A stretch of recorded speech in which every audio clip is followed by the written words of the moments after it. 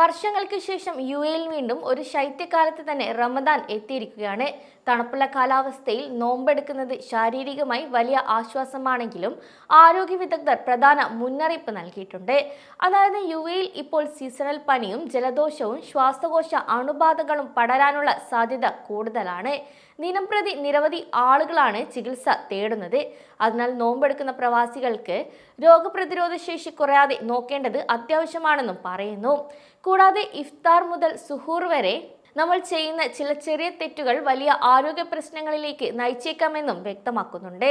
അതിനാൽ ആരോഗ്യവകുപ്പ് പുറത്തിറക്കിയ പുതിയ നിർദ്ദേശങ്ങൾ എന്തൊക്കെയാണെന്നും ഈ റമദാനിൽ അസുഖങ്ങൾ വരാതെ എങ്ങനെ നോക്കാമെന്നും വിശദമായി അറിയാം.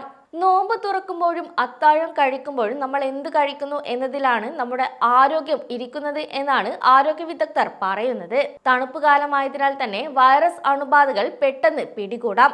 അതിനാൽ ഇതിനെ പ്രതിരോധിക്കാൻ സിട്രസ് അടങ്ങിയ പഴങ്ങൾ, അതായത് ഓറഞ്ച്, നാരങ്ങ, കിവി തുടങ്ങിയ പഴങ്ങൾ ഉൾപ്പെടുത്താൻ ശ്രദ്ധിക്കണമെന്നും കാരണം ഇതിലെ വിറ്റാമിൻ സി പനിയെ തടയാൻ ഒരു പരിധിവരെ സഹായിക്കുമെന്നും വ്യക്തമാക്കുന്നു.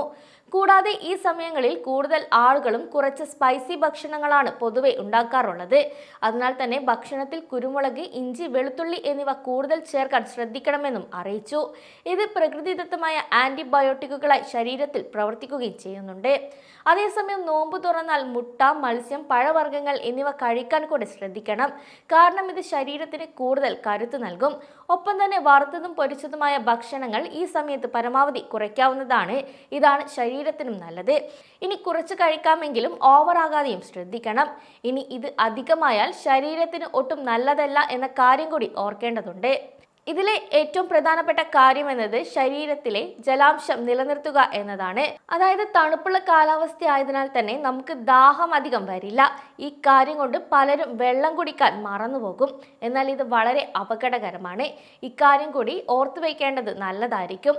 കൂടാതെ ഇഫ്താറിനും സുഹൂറിനും ഇടയിൽ ചുരുങ്ങിയത് 10 കപ്പ് വെള്ളമെങ്കിലും കുടിക്കാനും ശ്രദ്ധിക്കണം. അതേസമയം നോമ്പ് തുറന്ന ഉടൻ തന്നെ ഒരുപാട് വെള്ളം കുടിക്കുന്നവർ കൂടുതലാണ്. അതിനാൽ നോമ്പ് തുറന്ന ഉടൻ തന്നെ കുപ്പിക്കണക്കിന് വെള്ളം കുടിക്കുന്നത് പരമാവധി ഒഴിവാക്കുകയും വേണം. ശേഷം കൃത്യമായ ഇടവേളകളിൽ ഓരോ ഗ്ലാസ് വീതം കുടിക്കാൻ ശ്രദ്ധിക്കുന്നത് നല്ലതാണ്. മറ്റൊരു ഒഴിവാക്കേണ്ട കാര്യമാണ് ചായ, കാപ്പി എന്നിവ. കാരണം ഇത് ദാഹം വർദ്ധിപ്പിക്കുകയാണ് ചെയ്യുകയുള്ളൂ. അതുപോലെ പഞ്ചസാര അടങ്ങിയ പാനീയങ്ങളും ഒഴിവാക്കേണ്ടതുണ്ട്. ഇതിനു പകരം ഫ്രഷ് ജ്യൂസുകളോ വെള്ളമോ കുടിക്കാനും ശ്രദ്ധിക്കണം. റമദാനിൽ പലർക്കും ഉറക്കക്കുറവ് കാണാറുണ്ട്. എന്നാൽ ഈ ഉറക്കമില്ലായ്മ എപ്പോഴും നമ്മുടെ രോഗപ്രതിരോധ ശേഷിയെ തകർക്കുമെന്ന കാര്യം മറക്കരുത്.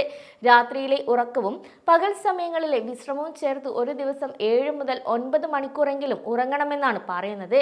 അതിനാൽ ഉറക്കം ശരിയായില്ലെങ്കിൽ പെട്ടെന്ന് തന്നെ പനിയും തലവേദനയും വരാനുള്ള സാധ്യതയും ഇവിടെ കൂടുതലാണ്. മറ്റൊരു ശ്രദ്ധിക്കേണ്ട പ്രധാന കാര്യം ശുചിത്വമാണ്. അതിനാൽ പുറത്തു പോയാലും ഇല്ലെങ്കിലും കൈകൾ ഇടയ്ക്കിടയ്ക്ക് കഴുകണം. കാരണം ഇത് മഞ്ഞുകാലമായാൽ തന്നെ പകർച്ചവ്യാധികൾ പെട്ടെന്ന് പടരുകയും ഇത് ഇല്ലാതാക്കാൻ ഒരു പരിധിവരെ സഹായിക്കുകയും ചെയ്യുന്നു. അതിനാൽ ഇനി പുറത്തുപോയി വന്നാലും ഭക്ഷണത്തിന് മുൻപും സോപ്പിട്ട് കൈ കഴുകുന്നത് ശീലമാക്കണം. ഇപ്പോൾ പള്ളിയിൽ പോകുമ്പോഴും ഷോപ്പിങ്ങിനും മറ്റു പോകുമ്പോഴും സാനിറ്റൈസർ കരുതുന്നതും നല്ലതാണ്. ഈ പുണ്യമാസം എന്നത് തണുപ്പ് കാലമായതിനാൽ തന്നെ നമ്മുടെ ആരോഗ്യകാര്യങ്ങളിൽ അതീവ ശ്രദ്ധ വേണം. കാരണം നിരവധി ആളുകളാണ് പനിയും മറ്റുമായി നിലവിൽ ചികിത്സ തേടുന്നത്. ചെറിയൊരു പനി പോലും നോമ്പിനെ ബാധിക്കാം. അതുകൊണ്ട് ഈ പറഞ്ഞ കാര്യങ്ങൾ നിർബന്ധമായും ശ്രദ്ധിക്കണം. സമയം മലയാളം വാർത്തകൾ ഇനി ടൈംസ് ഓഫ് ഇന്ത്യ സൂപ്പർ ആപ്പിലും. ഇതിനായി പ്ലേ സ്റ്റോറിൽ നിന്നോ ആപ്പ് സ്റ്റോറിൽ നിന്നോ times of India app install ചെയ്യൂ. മലയാളം ഭാഷ തിരഞ്ഞെടുക്കൂ. വാർത്തകൾ ആസ്വദിക്കാം. എല്ലാം ഇനി സമയത്തിൽ.